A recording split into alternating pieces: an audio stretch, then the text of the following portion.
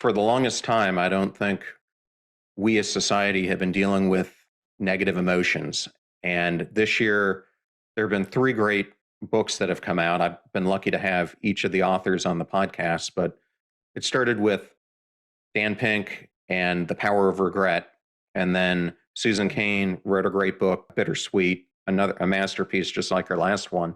And then Liz Fosslien wrote another book called Big Feelings. And all of them were Yeah. huge hits. I think bigger than any of the publishers expected them to be, which tells me that people really want to explore the melancholy.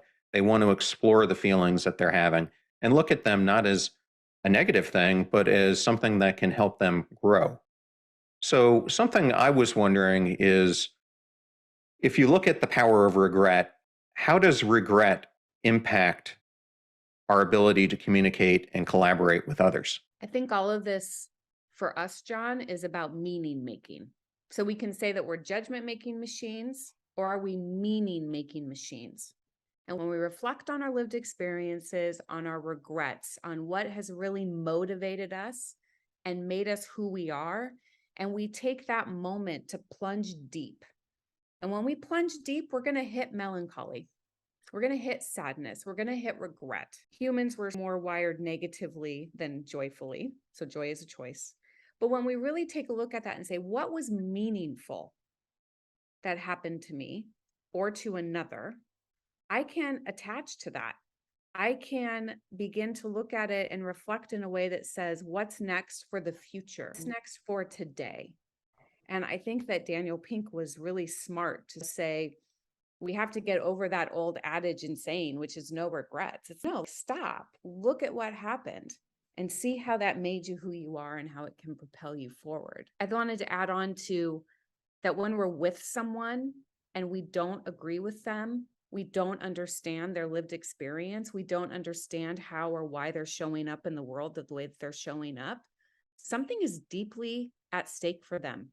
Something is so meaningful to them that it's our job to uncover what that is. Because if I know what that is, that's got them all riled up, angry, sad, active, right? If I know what that meaningful nugget is, then I can attach to it. And that's how I can begin to open up a dialogue and say, in my lived experience, it's this. I hear and understand it from yours. And if I listen long enough and they empty their cup, then it gives me such a greater shot at connecting and communicating and pouring into them where our position sits.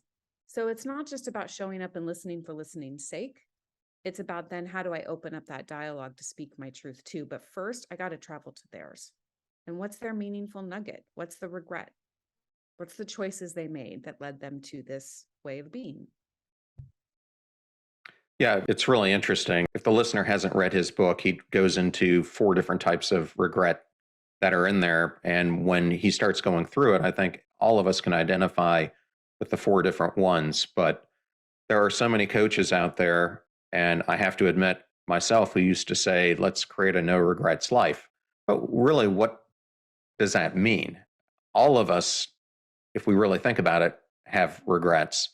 And if you think about this in terms of a business, it's kind of that fail fast, fail often mantra that a lot of entrepreneurs give. So instead of trying to not think about your regrets, use them as a powerful tool to make you a better person, a better communicator, a better collaborator, a more empathetic person. So that's what I drew from the book as well.